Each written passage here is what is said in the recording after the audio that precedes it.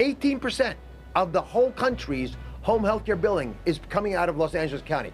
How is that possible? America, Dr. Oz just dropped a stat that will make every taxpayer pretty pissed. 18% of the entire nation's home health care billing is coming out of Los Angeles County. And it's not because Californians are sicker, it's because organized crime has turned healthcare fraud into a $4.3 billion industry. And what we have witnessed is a 7-fold increase in hospice in LA County. And Dr. Oz said it's not because people are dying more. It's because fraudsters are cold calling healthy people and enrolling them in end-of-life care without their knowledge. California-based healthcare system Kaiser Permanente is going to be paying $556 million to two whistleblowers. Accusations that Kaiser exaggerated how sick patients were and to try to get more money from the government. Trump and Oz aren't just investigating it. They're launching the Fraud Tax Project to go after these criminals using both healthcare fraud charges and tax evasion. Because when you steal from Medicare, you're also not paying taxes on the stolen money. It's a 2-for-1 prosecution strategy that's about to destroy the entire criminal ecosystem.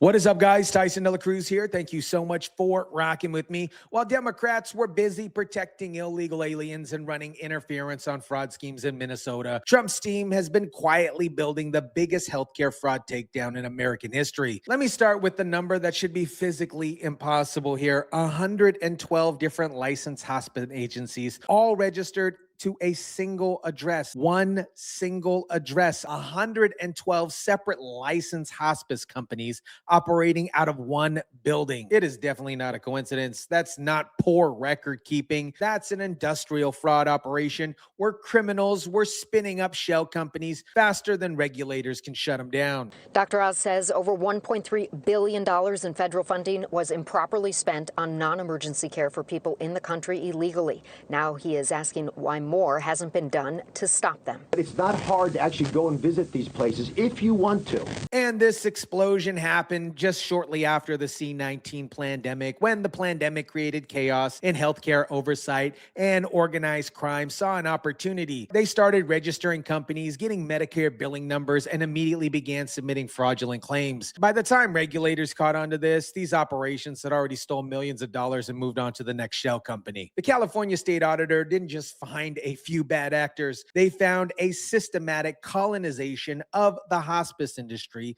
by criminal organizations. And the buildings in Van Nuys, it was probably just an office suite where somebody collected mail for the 112 different fake companies. These aren't just quote unquote paper companies. The fraudsters were mining patient data, finding people with Medicare and enrolling them without their consent. Cold call you and say, yes, you have an illness. We think it might be one that might benefit from us. Come on in.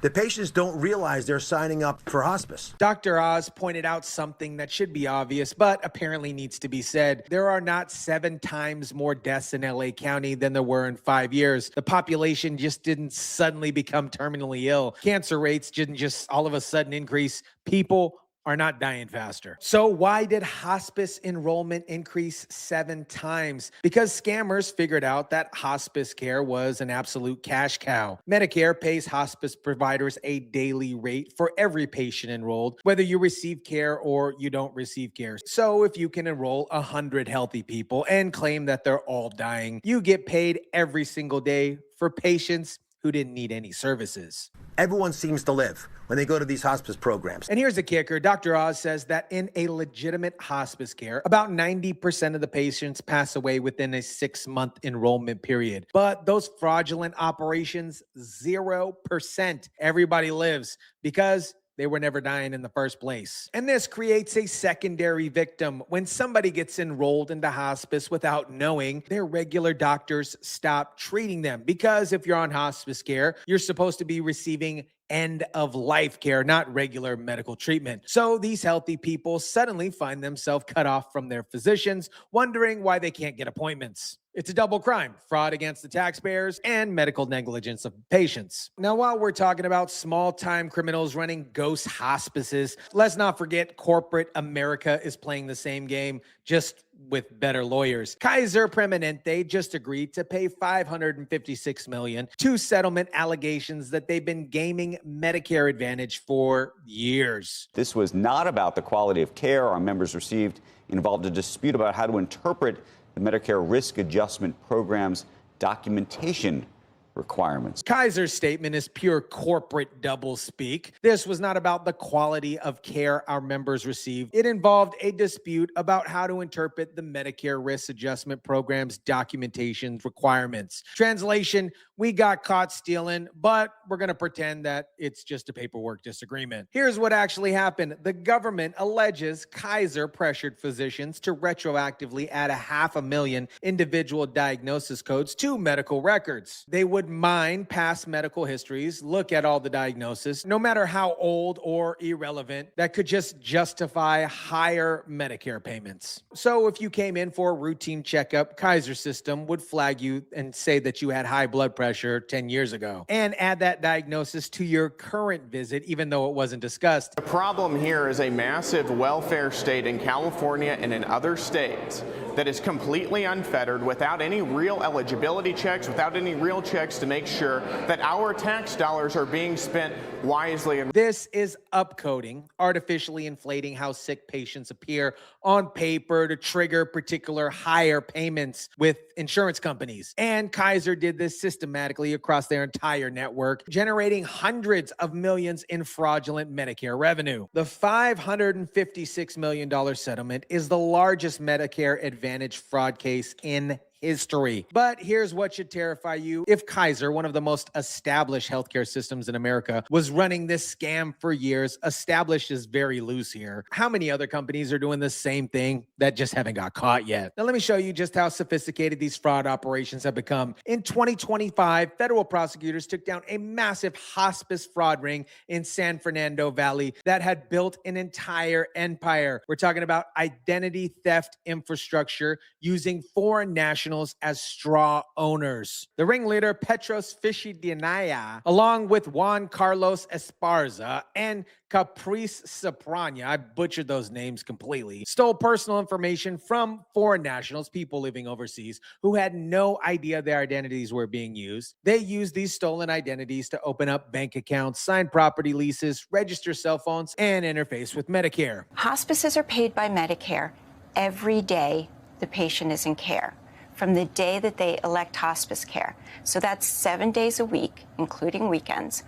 And that's regardless of the quantity or quality of services provided. Why foreign nationals? Because they're beyond the reach of U.S. law enforcement. If investigators try to contact the quote-unquote owner of the fraudulent hospice company and that person lives in another country, good luck trying to get cooperation here. The criminals built a layer of protection that makes prosecution exponentially harder. And they didn't just stop with identity theft. They had a complete document forgery operation, creating fake IDs, fake checkbooks, credit cards, and names of these owners. When federal agents raided their residence, they found filing cabinets full of fraudulent documents for dozens of fake identities. The group operated 4 sham hospice companies between 2019 and 2023, including one called House of Angels Hospice. They stole nearly $16 million from Medicare before getting caught. And once the money came in, they laundered it through shell companies, bought high-end vehicles, obviously, including a BMW and a $90,000 luxury car to disperse the funds and hide the money trail. So what's Trump's response? He's not just going after these criminals for healthcare fraud. He's hitting them with tax evasion charges as well. Attorney General Pam Bondi and Dr. Oz have launched the Fraud Tax Project to create dual prosecution strategy. Well, we're not going to play these games anymore. We're not going to be intimidated by Democrats launching baseless slurs against Republicans for being racist. We're not. We're looking for fraud, and we're looking to make sure that our tax dollars are being stewarded wisely. CMS is now collaborating with state tax authorities to catch operators who are committing both crimes simultaneously. And as of January 2026, they placed all newly enrollment hospices in California, Arizona, Nevada, and Texas under provisional period of enhanced oversight to stop the potential bleeding. The goal, it says, to crack down on fraud targeting government programs, including nonprofits, federally funded assistance programs, and more.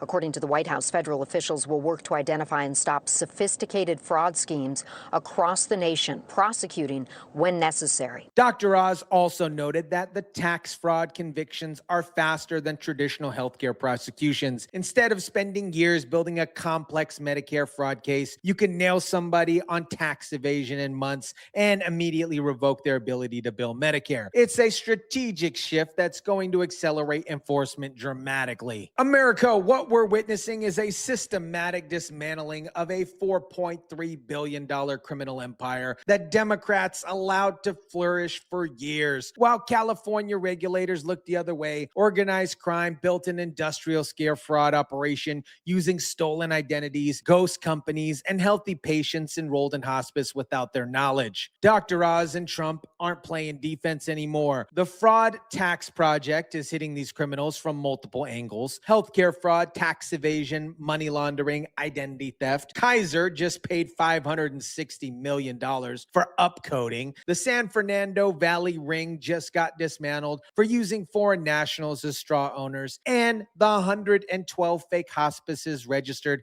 at one address are about to get shut down. Working families were being crushed by higher taxes while billions get sucked out of the system by fraudsters. Trump's bringing radical transparency and victim-centered justice. The criminals had their run. Now it's time to pay. Let me know what you think about this. Drop it down in the comments section down below. Smash the like button if you kindly would. Share, subscribe, and as always, guys, I'll catch you on the next one.